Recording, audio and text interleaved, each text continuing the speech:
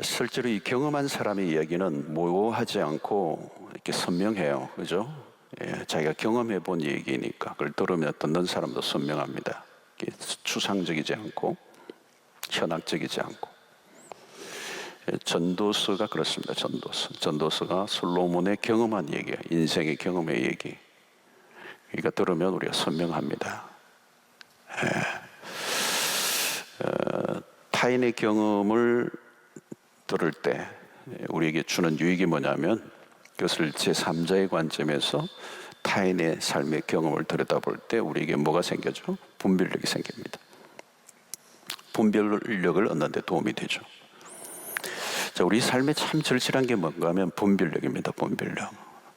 예, 저도 이 분별력에 관련된 책이, 분별력에 대해 초점을 맞춘 책들이 여러 권 있는데요, 다 이 명저예요. 아, 분별력이 너무 중요하구나. 이 우리가 후회하는 이유는 분별력의 문제가 있기 때문에 그래요. 예. 삶이 깊어지고 풍성해지려고 하면 그 분별력이 점점 더 깊어져야 되는 거죠. 깊어져야 되는 겁니다. 삶이 실패하고 계속 실패하고, 이 실패를 계속하는 게 뭘까요? 그 실패를 통해서 또 자기의 경험이나 다른 사람의 경험을 통해서 분별력을 갖지 못한 거죠.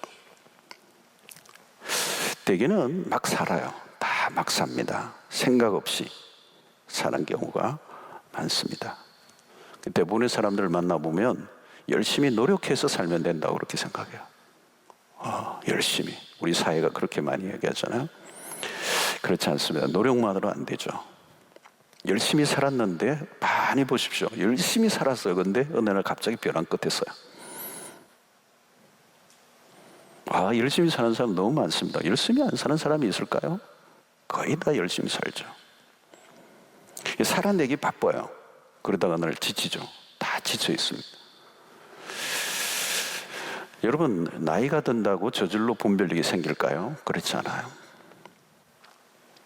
여러분, 이 분별력도 생각의 근력을 자꾸 키워가야 되거든요. 몸의 근력을 키우듯이. 이 솔로몬의 얘기가 그렇습니다. 다 살고 난 다음에 생긴 지혜를 우리에게 소개하고 있는 거예요. 이 지혜를 얻는데 어마어마한 대가를 지불하고 세월이 걸린 거죠. 솔로몬의 인생은 처음은 괜찮아 보였습니다. 그러나 후반부로 가면서 내리막길로 향하게 되죠. 처음에는 하나님으로부터 지혜를 얻은 지혜의 왕입니다. 근데 나중에는 하나님이 주신 지혜를 의지하기보다 자신의 꾀를 더 의지해요. 그래서 우리는 전도서를 통해서 솔로몬은 삶의 망가진 부분들을 솔직하게 우리에게 표현하고 있는 것입니다. 나 이래서 망했다. 그래서 이 솔로몬의 이 잠언, 전도서, 이걸 보면 우리의 시야를 확 넓혀주고 우리의 통찰력, 분별력을 가지게 해줍니다. 이 전도서 안에 솔로몬의 후회의 흔적, 긴 한숨이 곳곳에 배어 있습니다. 헛되다는 표현이 탄식과 함께 계속 후렴처럼 터져 나와요. 우리에게 주는 교훈은 무엇입니까? 인생의 결론을 보여주는 겁니다. 결론. 오늘 그래서 전도서의 마지막 두 구절입니다. 마지막 장면이 어떻게 될까에 대한 교훈이 분명한 것이죠. 그래서 끝을 알면 과정이 보입니다. 이렇게 살면 안 되겠구나 하는 확실한 결론에 도달하도록 도와주는 거죠. 답을 모르고 끙끙대고 있는데 갑자기 누가 망치로 팍 때린 것처럼, 도끼로 얼음의 바다를 깨는 것처럼 확 굉음 울리면서 우리에게 알려주는 겁니다.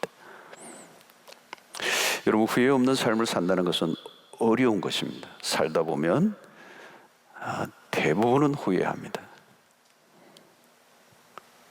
그러나 여러분, 후회도 일찍 할수록 좋죠. 늦은 후회는 여간 억울한 일이 아닙니다. 목회가 이 부분을 좀 도울 수 있으면 좋겠죠. 목회하는 가운데 말씀을 통하여서 성도들이 가능한 후회를 줄이게 하는 것. 또 후회를 하더라도 일찍이 하고 끝내도록, 너무 늦은 나이에 후회하는 인생을 살지 않도록. 나이가 어릴 때의 후회는 의미가 있습니다. 예. 그것은 나중에 후회하는 삶을 사는 미끄럼이 되기 때문에. 예. 그러나 때늦은 후회는 가슴을 치게 합니다. 시행착오도 한 살이라도 젊은 시절에 하는 게 좋다는 거죠. 예. 그런 면에서 우리 그리스도인들은 행복한 사람들입니다. 후회할 필요가 없도록, 후회하지 할 필요가 없도록 우리를 대신해서 참 이 솔로몬이 대표로 후회의 삶을 확실하게 살아줘서 우리가 후회하지 않도록 이렇게 도와준 거죠. 헛되고 헛되니 헛되고 헛되도다. 여러분, 이게 그냥 하는 얘기가 아니잖아요. 솔로몬이 막 뼈저리게 경험하면서 이제 깊은 단식 속에서 나온 것입니다. 경험해보고 난 결론을 내리고 있는 거죠. 여러분, 불이 뜨거운지 경험해보고야 믿겠다고 한다면 치료해야 할 대가가 크죠. 이미 화상당한 사람을 보면 불의 실체를 알아야 되죠. 지혜란 멀리 있는 것이 아닙니다. 자, 전도서를 유심히 살피다 보면 많은 유익이 있어요. 그래서 오늘 전도서를 마감하면서 솔로몬이 13절에서 무엇이라고 말씀합니까? 일의 결국을 다 들었다. 일의 결국을 다 들었다. 솔로몬이 지금 힘줘서 강조하는 거. 한마디로 이것이 결론이다. 자신의 삶의 모든 경험을 통해서 전해주고자 하는 지혜의 메시지인 거죠. 자, 여러분, 여기서 인생의 결론을 붙들고 지금 인생을 시작하게 하시는 거죠. 우리를 하렴. 결론을 가지고 우리 시작하라는 거죠. 이게 얼마나 복된 것입니까? 자, 일의 결국을 다 들었다는 이 결론은 솔로몬의 어떤 경험에서 나온 것인가? 자, 솔로몬이 누린 부귀와 영화가 어떤 것입니까? 열왕기상 4장 22절 23절을 보면 솔로몬이 얼마나 많은 양의 음식을 먹었는가로 나와요. 참 흥미로워요. 22절 23절을 보면 솔로몬의 하루의 음식물은 가는 밀가루가 30고루요, 굵은 밀가루가 60고루요, 살찐 소가 10마리요, 초장의 소가 20마리요, 양이 100마리이며 그 외에 수사슴과 노루와 암사슴과 살찐 새들이었더라. 별거 다 먹었어요. 그리고 양도 엄청난 거예요, 여러분. 이 성경이 참 흥미로운 책입니다. 별것을 다 기록한 것 같지만 의미 없는 내용은 없어요. 솔로몬 왕이 혼자 먹은 것은 아니겠지만, 그죠? 왕실의 다른 여러 신하들과 같이 먹었겠죠. 근데 아무튼 어마어마한 양이에요. 마시는 그릇이나 잔은 모두 금으로 된 것입니다. 은수저는 근처도 못 와요. 그리고 그거는 처와 첩이 우리가 잘 알고 있는 것처럼 도합 천명입니다. 여자들과 함께 쾌락이라는 쾌락을 다 누려본 거죠. 다양한 건축물들을 통해서 자신의 권력을 원 없이 누렸습니다. 자, 여러분, 솔로몬은 세상적 개념으로 본다면 전형적으로 성공한 사람입니다. 그럼 모든 걸 가졌고 모든 걸 누린 사람입니다. 역대하 1장을 보면 솔로몬의 인생의 출발 지점이 나옵니다. 하나님께 일천번제를 드려요. 그리고 하나님이 나타나셔서 솔로몬에게 소원을 구하라고 얘기할 때 다른 것보다 그는 지혜를 구하죠. 그리고 하나님이 그에게 지혜를 주실 뿐만 아니라 재물과 존영도 주셨다는 것. 하나님의 약속대로 그는 어떤 것도 부족함 없이 받았고 그렇게 누렸습니다. 안 해본 것이 없는 사람이에요. 하고 싶은 걸 다 해본 사람이에요. 생각한 대로 다 해본 사람이에요. 여러분 이쯤 되면 정말 대단한 사람, 솔로몬과 같이 살았던 사람이 있을까 싶어요. 모든 걸 다 누린 거예요. 그 입에서 흘러나오는 말들을 보면 뭐 하나도, 그죠? 예, 우리가 꿈꿀 수 없는 그런 어마어마한 것들입니다. 자, 그런데 오늘 그의 입에서 나온 결론이 바로 이거죠. 해 아래 새 것이 없다. 헛되고 헛되니 모든 것이 헛되도다. 모든 것이 바람을 잡으려는 것 같다. 자, 이 말의 전체적인 결론은 뭡니까? 행복하지 않았다는 겁니다. 행복하지 않았다는 겁니다.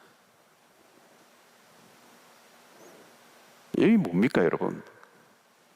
그렇도록 모든 걸 다 가지고 모든 걸 다 누렸는데 행복하지 않았다는 거예요. 그러니까 우리는 이거 결론을 다 알고 있죠, 여러분. 예수 믿는 사람들은 전도서를 많이 들어봤기 때문에 다 알고 있는 거예요.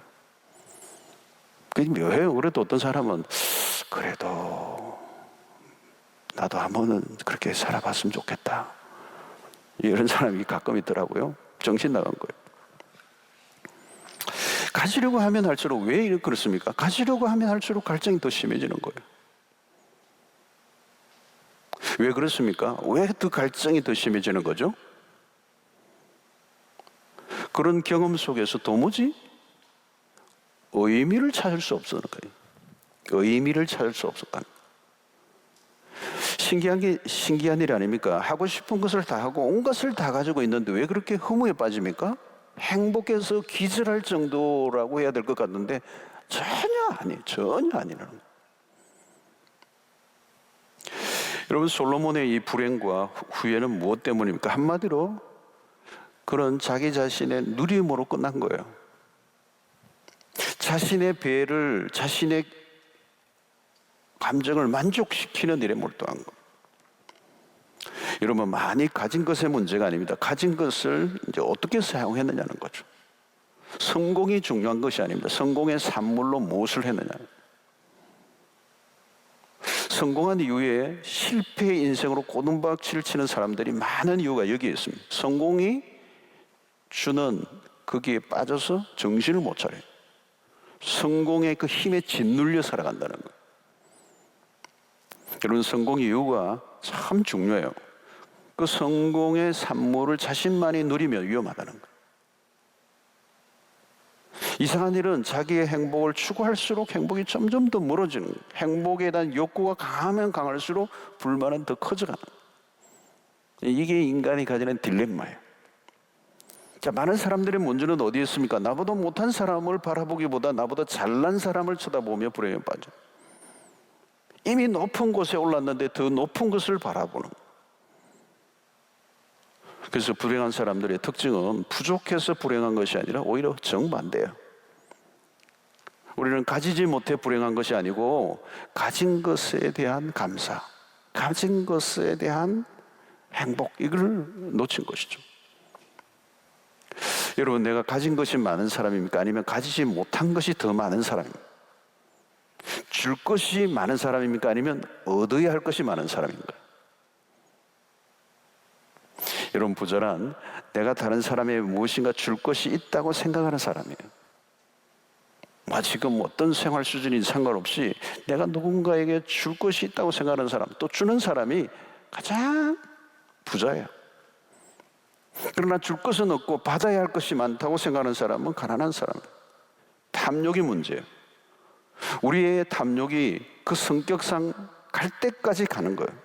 그 성경이 뭐라고 말씀합니까? 욕심이 잉태한 적 죄를 낳고 죄가 장성한 적 사망을 낳느니라. 끝없는 질주를.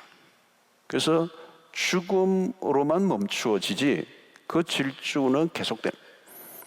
그래서 무엇을 가졌느냐의 문제가 아니라 가진 것을 나눌 때 의미를 찾는 것입니다. 이 솔로몬의 치명적인 약점입니다. 그 많던 것을 다 잃어버리고 말았어요. 갈수록 비참해지죠. 탐욕을 멈추게 하는 것은 더 많이 벌어야 하는 것이 아니라 나누는 거. 나눌 때 탐욕이 힘을 잃는 것. 아주 간단한 것이지만 쉬운 건 아니죠. 그래서 가장 행복한 삶은 무엇입니까? 자기의 가지고 있는 것을 나누는 거예요. 나누는 거. 나눌 때 삶의 질이 높아지는 거. 나눔이 없는 삶의 결과는 결국은 자기 향락에 빠지고 마는 것입니다. 그래서 타락하지 않는 비결이 뭐예요? 지금 내가 가지고 있는 수준 삶에서 무조건 나누는 거예요. 무조건 나눠야 돼요, 지금. 축복을 계속적으로 유지하는 비결이에요. 가진 것으로 교만하지 않을 수 있는 비결, 넘어지지 않는 비결이 여기 있는 거예요. 예. 언제나 감사할 수 있는 비결도 여기 있어요. 나누는 있다, 나눔이. 어떤, 여러분들 아는 얘기인지 모르겠어요. 어떤 닭 한 마리하고 돼지 한 마리하고 만났어요. 이 닭 한 마리와 돼지 한 마리가 서로 아주 담론을 나누는데, 그게 뭐냐면 인류의 기아 문제를 해결하고, 우리가 이렇게 사료만 받아 먹고 살만 통통하게 쪄서 되겠느냐는 거예요. 그러니까 닭도 돼지도 고기를 끄덕끄덕거렸어. 우리가 은혜를 받았으니까 뭔가 좀 중요한 문제를 해결해 보자. 한참 만나서 이 지구상에 벌어지는 이 불행한 일들, 죽어가는 어린아이들을, 이런 이야기를 나누다가 너무너무 흥분한 거. 우리가 뭔가 해야 되지 않느냐. 드디어 닭이 제안을 하는 거예요. 너와 나 사이에 이 인류의 기아 문제를 해결할 길이 하나 있다. 내가 하나 제안하겠다. 닭이 이렇게 제안하. 나는 열심히 계란을 낳아서 공급할 테니까 돼지 너는 삼겹살, 베이컨을 제공해라. 그 이야기를 듣고 돼지가 닭에게 이렇게 얘기했어. 야, 내가 하는 일은 봉사지만, 너가 하는 일은 봉사지만 내가 하는 일은 희생이다.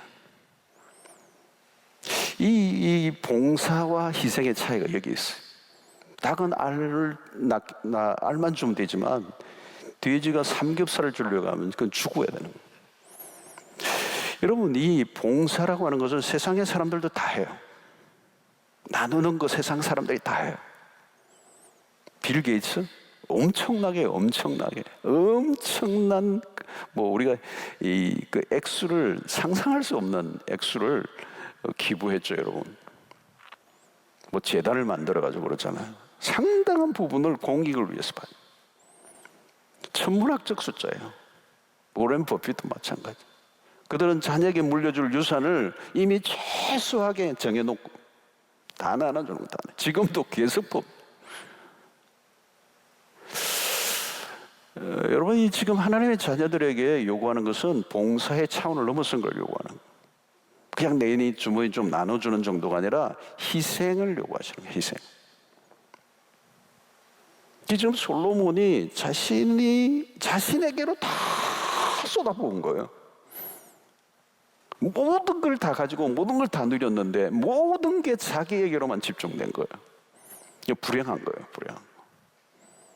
나누어야 되는 거예요. 근데 나눔이 봉사의 차원이 아니라 희생의 단계로 가야 된다. 여러분, 예수님의 삶을 보면 병자들을 고쳐주시고 굶주린 자들을 먹이기도 하셨어요. 이 정도는 여러분 누구나 다른 사람도 할 수 있어요. 여러분, 슈바이처 박사 같은 사람도 어마어마한 일을 한 거죠. 봉사의 차원으로 본다면. 예수님이 만약 그런 병자들을 고쳐주시고 굶주린 자들을 오병이어 먹이는 정도로 끝나셨다면 그건 슈바이트 정도, 도덕주의자 정도로 끝날 거예요. 그러나 주님은 당신의 생명을 내놓으신 거죠. 구원을 위하여 십자가의 희생을 보이셨다는 거예요. 이 봉사는 어느 정도 해요? 그죠? 어떤 사람의 필요가 있으면 조금 떼내서 도울 수 있는 그 수준은 해요. 근데 그 수준을 넘어서야 된다는 거예요. 여러분, 예수 그리스도는 봉사가 아닌 희생으로 구속의 사역을 완성하셨어요. 봉사는 자신의 무엇을 나누는 단계, 그러나 희생은 자신의 전부를 주는 거예요. 봉사는 세상의 사람들도 할 수 있어. 그러나 희생은 십자가를 경험한 사람들만이 할 수 있어요. 요즘 신자는 무엇으로 사는가 물어야 되죠, 그죠?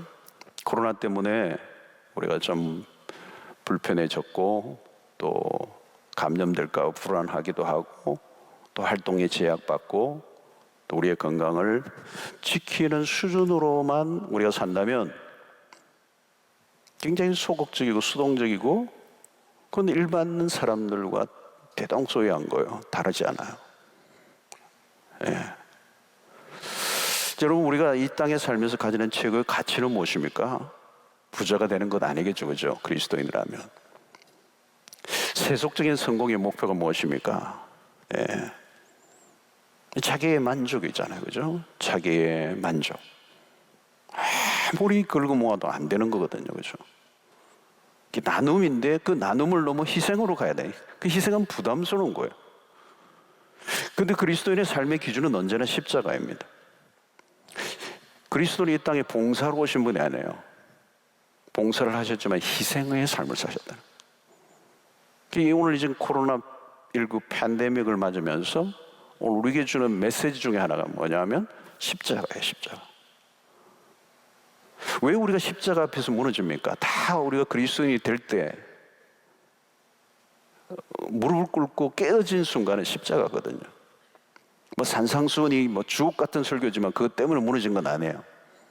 아주 멋있는 교훈을 듣고 우리가 막 감탄해서 우리가 그리스도 앞에 나온 게 아니고, 우리가 그리스도 앞에 무너지고 깨어진 것은 그리스도 십자가 때문이거든요. 하나님의 하늘 영광을 버리시고 이 땅에 오시고 우리를 위하여 기꺼이 자신의 몸을 내어주신 이 sacrifice, 이 희생이 주는 위력이에요. 희생이 주는 위력. 그죠? 이게 솔로몬과 같이 아무리 돈 많고 모든 권력을 다 가지고 모든 걸 다 누려도 부러움의 대상은 될 수 있을지 모르지만 진정한 의미에서 그것을 존경하고 그것을 그렇게 따르고 싶은 삶은 아니죠. 우리는 예수 그리스도의 삶이 바로 그거예요. 하나님의 아들이 모든 걸 버리고 우리 위해 생명까지 내어놓으신 단계까지 가신 그리스도를 우리가 만나면서 우리의 영혼이 완전히 무릎 꿇고 그분의 은혜에 이끌려 우리의 삶을 드리게 되는 거죠. 여러분, 부모의 삶에 무릎을 꿇는 이유가 뭡니까? 부모의 그 봉사 아니죠. 부모가 가장 근사치로 우리에게 이해하기 쉬운 게 뭐예요? 부모의 삶에, 특별히 어머니의 앞에 자녀들이 다 무릎 꿇는 이유는 그 어머니가 우리를 위하여 봉사를 해준 수준이 아니고 sacrifice. 어머니 얘기하면 막 눈물이 팍 터지는 게 있잖아요, 여러분. 그죠? 저도 우리 어머니의 그 과거에 가정에 없는 살림에 살아내시고 막 먹이고 그 가족들 책임진 그 생각하면 지금도 그건 희생이에요. 봉사가 아니에요. 이 말문이 막히는 것입니다. 복음을 경험한 사람들에게만 나오는 게 있어 힘이 있습니다. 우리가 섬길 때도 십자가를 통과하고 십자가의 위력 안으로 들어가 본 사람만이 넘을 수 있는 경계선이 있어요. 아프리카까지 가잖아요, 여러분, 그죠? 내 생명을 바치려고 하잖아요. 내 주님이 나를 위해 생명을 바쳤던 것처럼 나도 그분을 위하여, 나는 그 주님의 생명과 비교할 수 없지만 내 생명도 당신을 위해서 드리겠습니다라고 하는 이 고백이 나오게 하는, 이런 삶을 살게 만드는 위력은 십자가예요. 근데 여러분, 세상은 이게 안 돼요. 십자가를 통과한 사람이 아니면 한계가 있어요. 봉사는 다 해요, 세상도.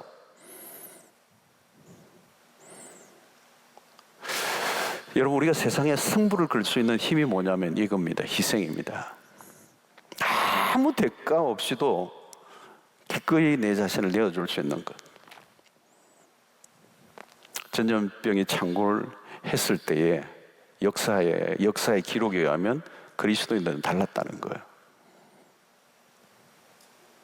역사적인 기록들 가운데 보면 그리스도인들이 했던 그 기록들은 다 감동적이에요. 모두가 전염병 때문에 다 떠나가 버린 그 도시의 안에서 그 고통받는 자들에게 찾아가서 그들을 돌본 사람들은 그리스도인들이었다.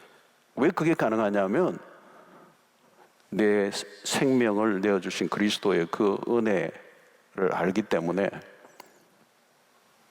그 십자가의 복음의 능력이 자기를 사로잡고 있는, 그리고 부활과 십자가 부활의 복음을 알고 있기 때문에 죽어도 천국 가는 이 믿음의 확신을 갖고 있으니까. 그래서 교회 역사를 보면 크리스천 공동체가 있는 도시들은 사망률이 다른 도시에 비해 절반밖에 되지 않았다는 거예요. 왜요? 크리스천인들이 생명을 건 희생적인 돌봄이 있었기 때문에.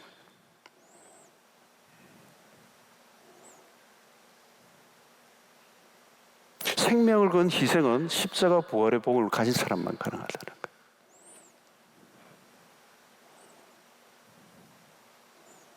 거예요. 왜 죽는 걸 두려워하지 않겠습니까? 예수 믿는 사람도 죽음에 두려움이 있겠죠. 그러나 십자가의 그 능력이 그를 사로잡은 1517년에 이 패스트가 독일의 비텐베르크를 덮쳤을 때도 마틴 루터는 도망쳐서 스스로를 보호하라는 요청을 거부해요. 왜? 남아서 병자들을 돌보기 위해서. 그 남았던 것 때문에 자기의 딸이 죽어요.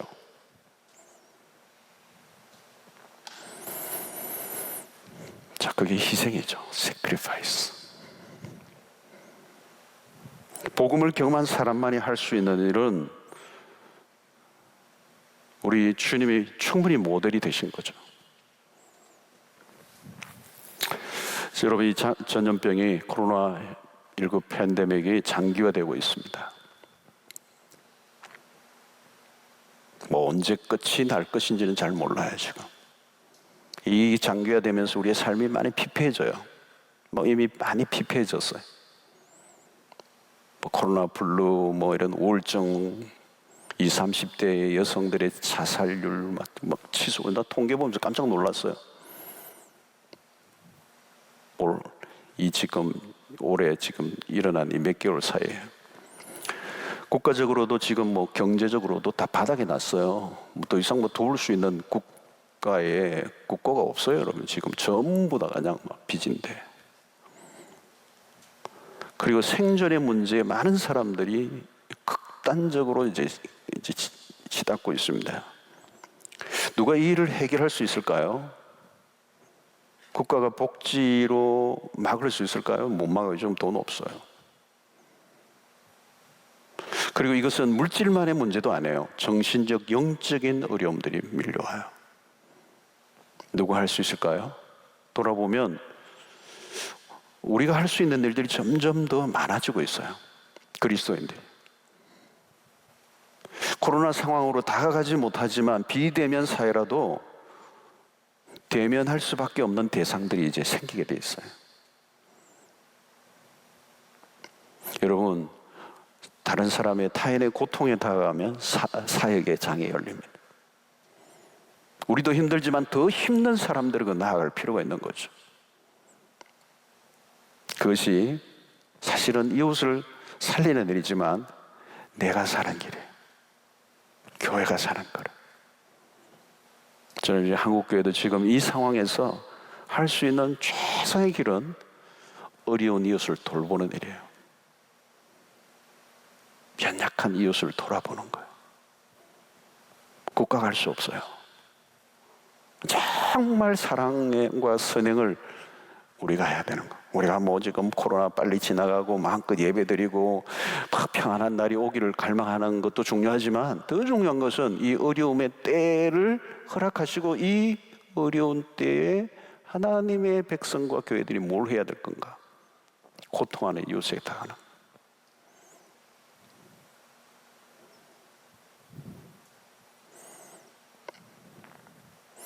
우리는 전염병의 확산을 줄이기 위해 무엇을 할 것인가를 고민해야 돼요.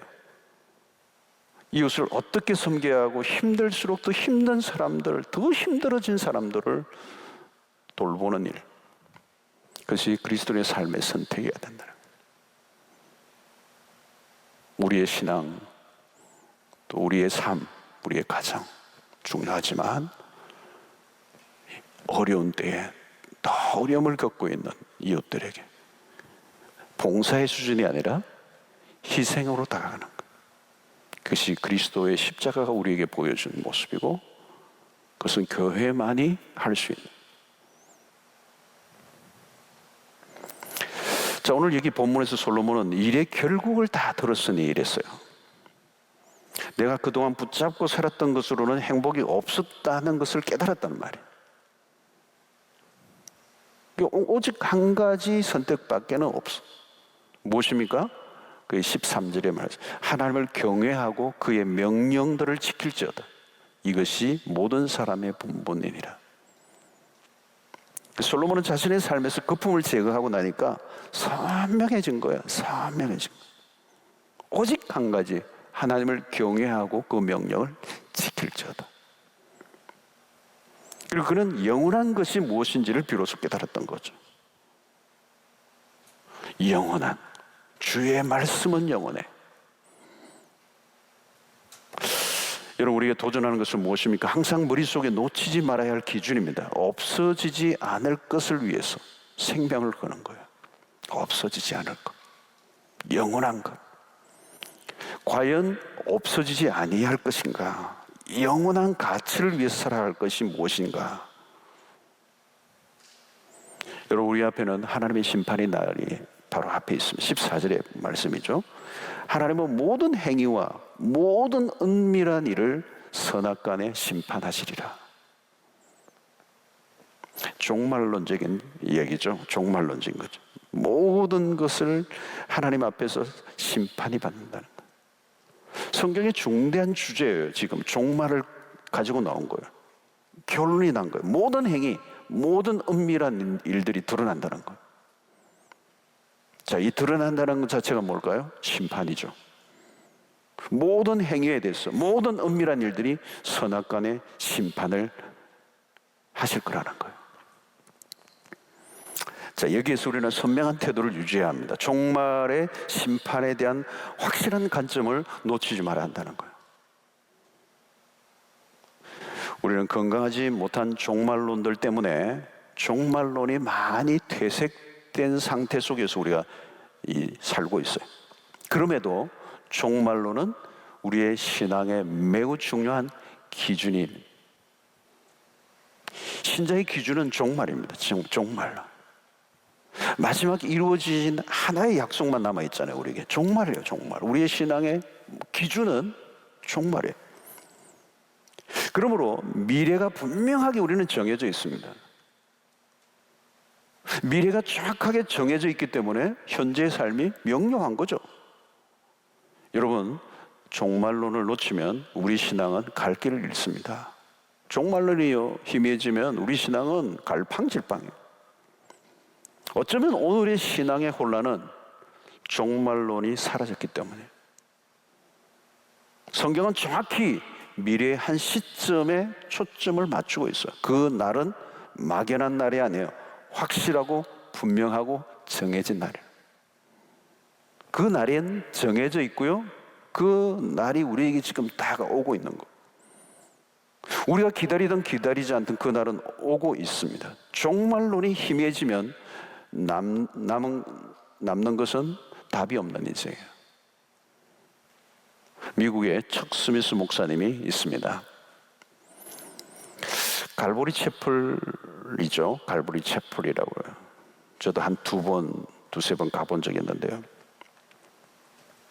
이 척 스미스 목사님은 이 후배 목사들을 많이 배출을 했습니다. 좋은 목사님들, 그렉 노리나 뭐 이런 분들, 미국에서도 걸출한.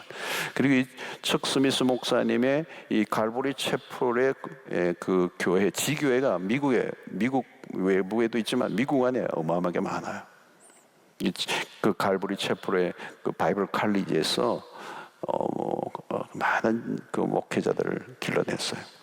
근데 이 교회들이 붙드는 핵심적 가치가 뭐냐면 종말론. 제일 첫 번째가 종말론. 우리가 사는 날 동안에 주님이 오신 것을 믿고 모든 사역을 하는 거예요. 이것은 단순히 교리적인 종말론이 아니라 확고한 신앙의 고백으로 주님이 곧 오신다는 거예요. 마라나타의 신앙이 그 교단, 이 척 스미스 목사님을 둘러싼 모든 그 교회들이 이걸 붙잡고 있는 거. 마라나다. 그래서 모든 목회의 철학과 방향이 종말론에 근거해요. 건축을 할 때 종말론의 시각에서 이 건축을 다 하는 거예요. 그 갈보리 채플의 교회 가면요, 교회가 화려하지 않아요.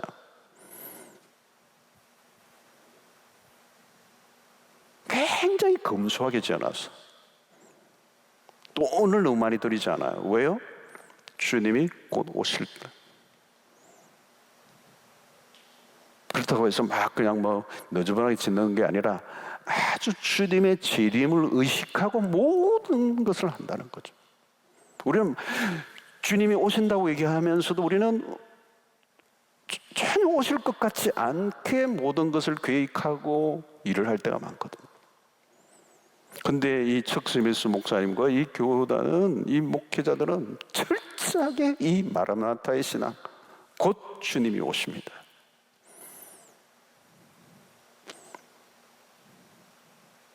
종말론이 말만이 아니라 삶과 신앙의 모든 부분에 영향을 미칩니다. 여러분, 자연재해가 늘고 전염병이 창궐하고 갈수록 세상이 흉흉해지고 있습니다. 사람들이 힘들어하고 고통하는 소리들이 늘어나고 있습니다. 모든 것이요, 혼란스러워요. 뚜렷한 혼란스러움에 비해 뚜렷한 답을 찾을 수가 없어요. 모든 영역이 그래요, 지금. 그래서 위기라는 소리를 어떤 곳에나 듣고 있어요. 실제로 위기예요. 지금 세계 최강이라는 미국이라는 나라는 엄청난 나라잖아요. 우리가 상상할 수 없는 어마어마한 나라예요. 힘이 있는 나라예요. 그런데 그 미국이 지금 위기예요, 사실은. 가장 큰 위기의 앞에 있어요. 여러분, 이것은 국가적인 위기뿐만 아니라 세계적인 현상이고 국가적인 위험. 여러분, 유럽을 보십시오. 유럽이 무슨 지금 얼마나 큰 위기인지 몰라요. 국가적인, 개인적인, 가정적인. 그래서 소위 말하면 위기의 과부하가 열려 있어요. 위기의 과부하예요. 모든 곳에서 위기가 꽉 차 있는 거예요. 여러분, 우리로 하여금 이런 시대 속에 분명히 알려주는 메시지는 뭡니까? 이 땅은 우리가 영구하게 거할 곳이 아니라는 점. 과연 이 세상에 소망이 있는가? 그게 아니라는 거죠. 우리가 도달해야 될 목적지가 분명하다는 거. 여러분, 종말론적 신앙으로 무장하면 대단한 위력을 발휘합니다. 예. 태풍이 이번에 부니까 막 그냥 건물도 흔들리고 막 전부터 날아가고 뭐 간판이 다 떨어지고. 이 태풍이 불 때 어떻게 해요? 이게 막 요트장에도 막 요트들이 날아가니까 막 다 줄을 막 강한 줄로 그 강풍에 날아가지 않도록 막 꽉 묶어 놓더라고. 여러분, 우리가 그래요, 여러분. 이 거대한 이 세상의 회오리바람, 이 광풍에 우리가 휩쓸려 가지 않으려고 하면 종말론으로 우리의 삶이 견고하게 붙들려져 있어야 돼요. 종말론을 느슨하게 붙잡으면 현실에 꼰두박질을 쳐요. 답이 없어요. 종말론 신앙으로 무장하면 이 세상에 어떤 광풍이 불어도 상관없어요.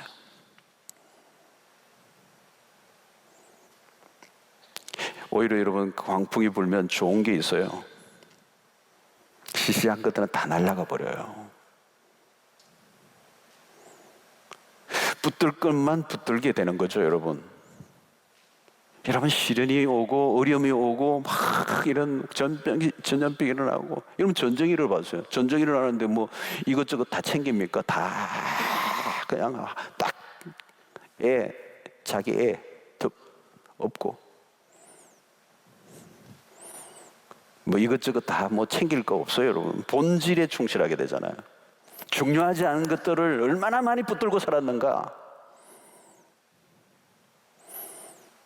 여러분, 매 순간순간 우리가 정리하지 않으면 우리의 삶이 쓰레기 더미 위에 올라앉아 있어. 쓰레기 더미들. 요즘 우리 쓰레기들이 얼마나 많은지. 쓰레기인 줄 모르고 뒤집어 쓰고 사는 거예요. 종말론은 우리를 정신 차리게 만드는 거예요. 평소에 못 버린 미련을 가진 것을 그냥 미련 없이 버리게 만드는. 여러분, 종말론 신앙을 무장하면 우리의 삶이 가벼워져요. 다 버리는. 웬만한 것은 다 버리고요. 누가 뺏어가도 화도 안 나요. 다 가져가라.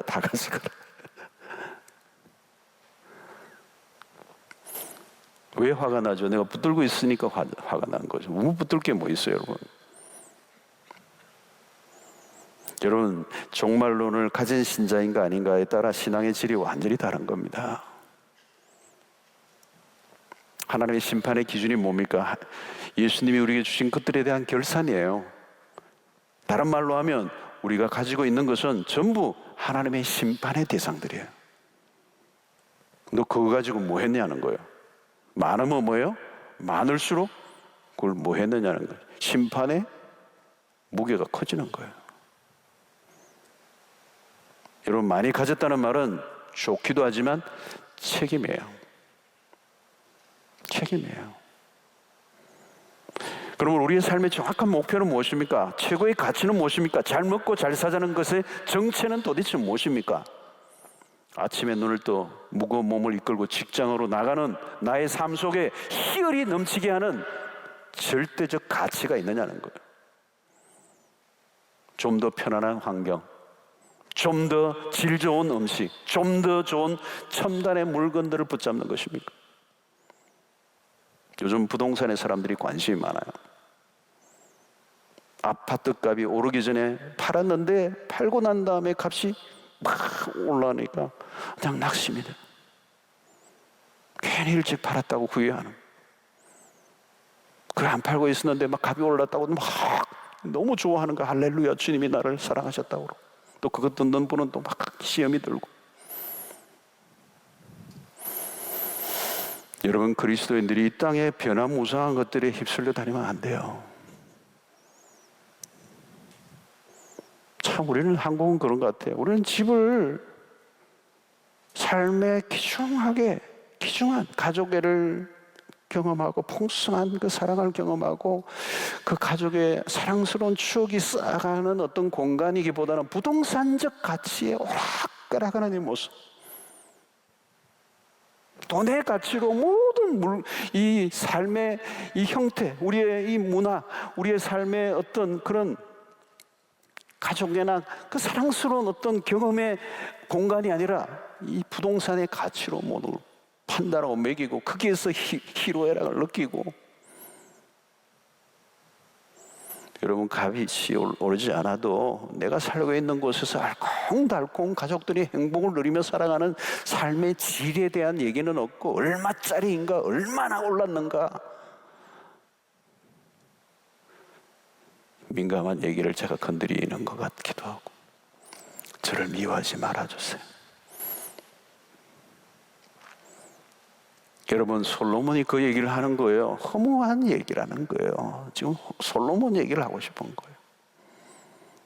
뭘 가졌든, 얼마를 가졌든, 어떤 자리에 올랐든 헛되다라는 거예요.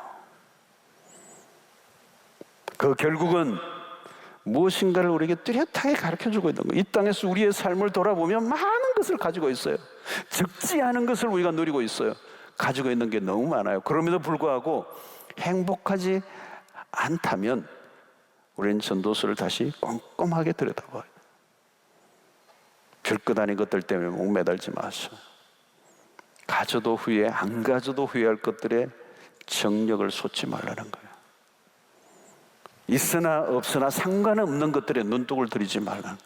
가져도 누려도 그저 그런 것들에 언제의 인생을 낭비할 필요가 없다는.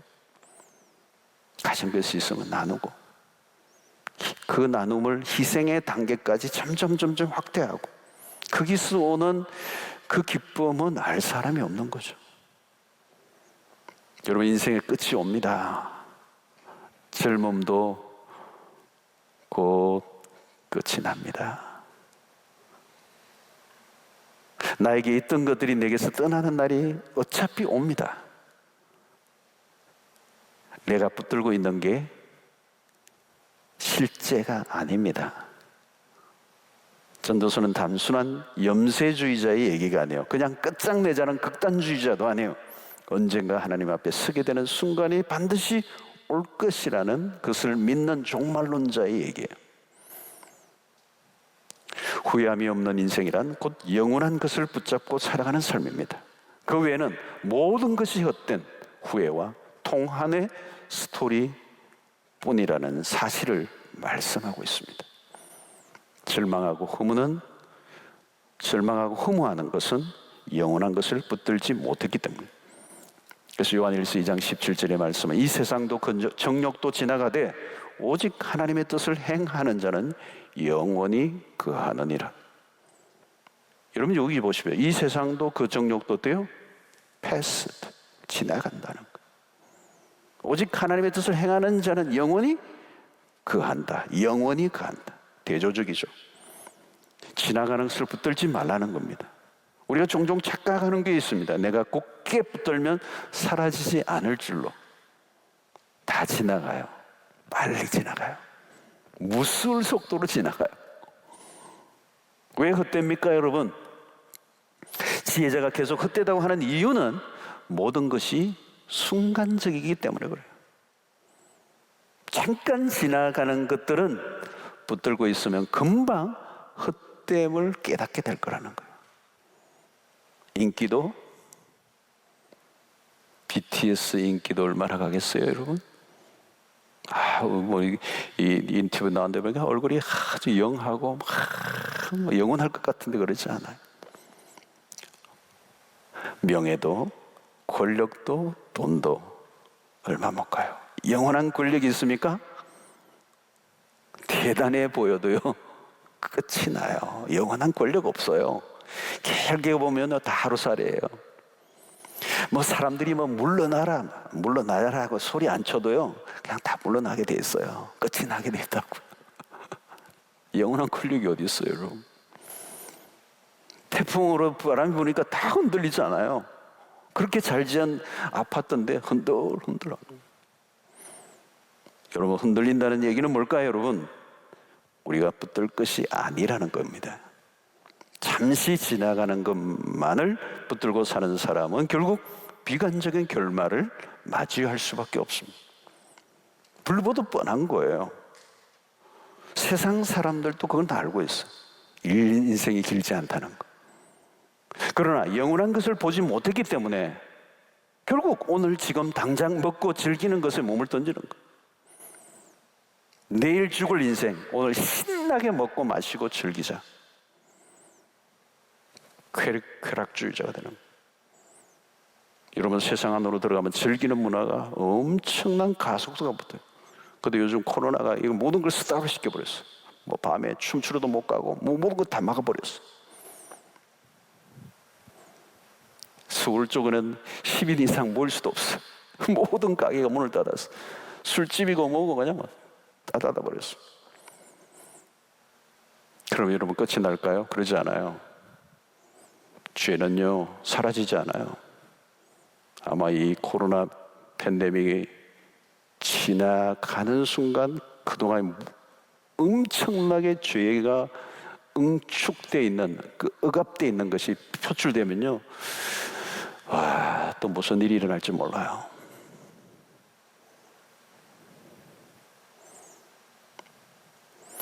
세상 안으로 들어가면 즐기는 문화가 각 차 있죠. 그건 뭘 말하는 겁니까? 허무하다는 겁니다. 허무가 자리 잡고 있는. 사랑하는 성도 여러분, 영혼을 붙들지 못하면 우리는 살아갈 수가 없어요.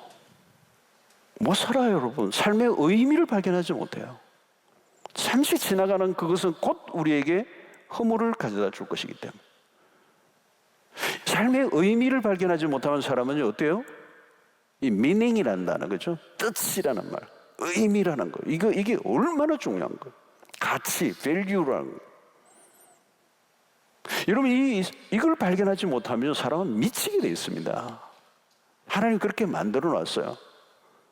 좋게 미치는 게 아니에요. 이상하게 미치는 겁니다. 세상을 보십시오. 이상하게 미친 사람이 한둘이 아니에요. 한둘이 아니에요. 의미, 가치라는 것은 이 세상의 사람들이 그건 돈이 안 되는 거니까 생각조차 하지 않아요. 그러나 여러분, 인간은 이게 없으면 살맛이 안 나게 돼 있어요. 평소에는 그럭저럭 살아요. 그런데 무엇인가 재미를 느끼며 살죠. 그러나 고통의 순간이 오면 이 의미와 가치를 추구하지 않았던 사람들은 길을 잃어버려요. 의미와 가치를 추구했던 사람은요, 고통이 오면 이겨내요. 그 의미와 가치가 그 고통을 이기게 만들어요. 그러나 대개는 고통의 순간이 오면 절망하고 심하면 살고 싶지 않아. 왜요? 살아야 될 의미 자체를 갖고 있지 않기 때문에. 그럼 다 흔들리는 거죠. 이 우울증도 마찬가지예요. 살고 싶지도 않아요. 왜냐하면 살 가치조차도 느끼지 못하는 거예요. 그러니까 내가 평소에 가지고 있는 삶의 가치와 의미를 평소에 가지고 있지 않았던 거예요, 사실은. 그 의미와 가치를 가지고 있으면 아무리 어려워도 그 의미를 내가 붙잡고 있기 때문에 살아내요. 그 의미와 가치가 뭘까요, 여러분? 이 세상에는 없어요. 영원을 붙든 사람에게만 있어요. 하나님의 뜻을 붙들고 살아가는 사람들. 하나님의 뜻은 영원하다는 거죠. 그것은 사라지지 않고 지속되는 것이기 때문에. 그런데 이 하나님의 뜻이란 뭘까요?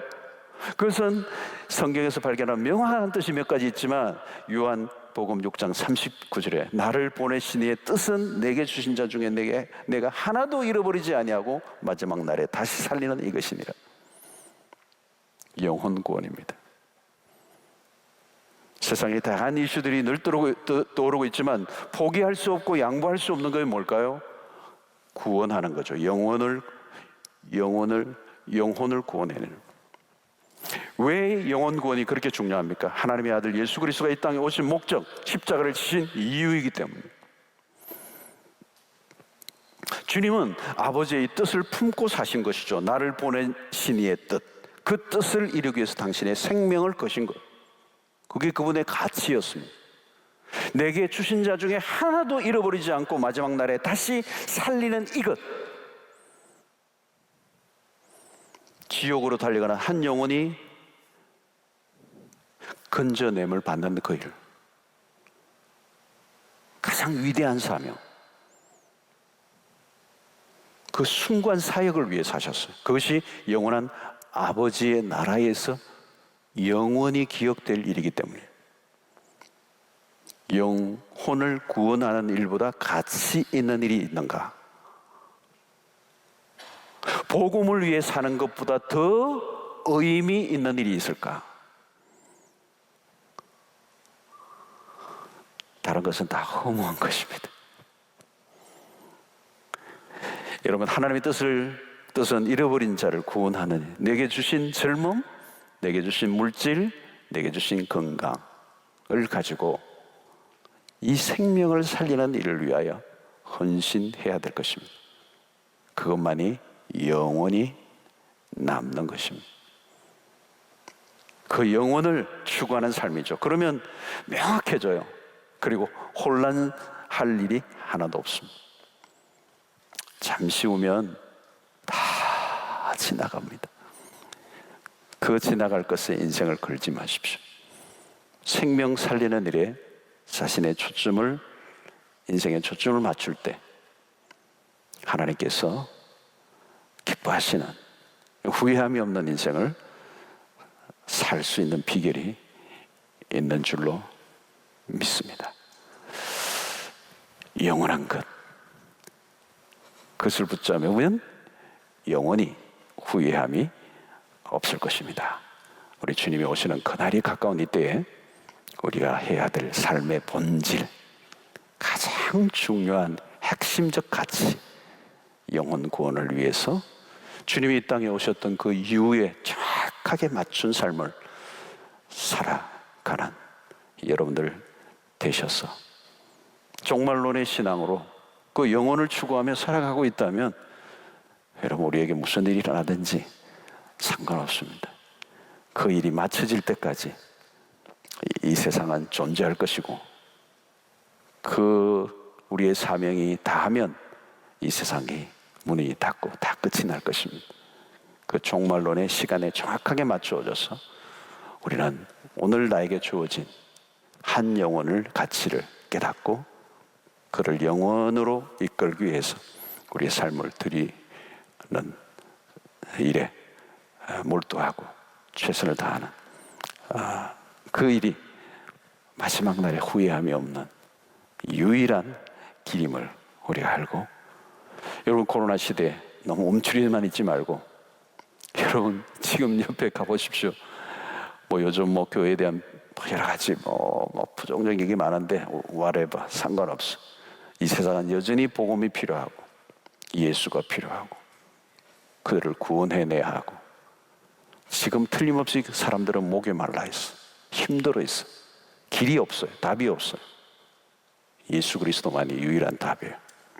저는 앞으로도 영원히 주님이 오시는 그날까지 예수 그리스도, 그분이 우리의 길이요 진리요 생명이심을 우리의 삶을 통하여 아낌없이 전파하는 그것이 우리의 삶의 절대적 가치, 영혼을 위하여 살아가는 여러분들 되시기를 축원합니다.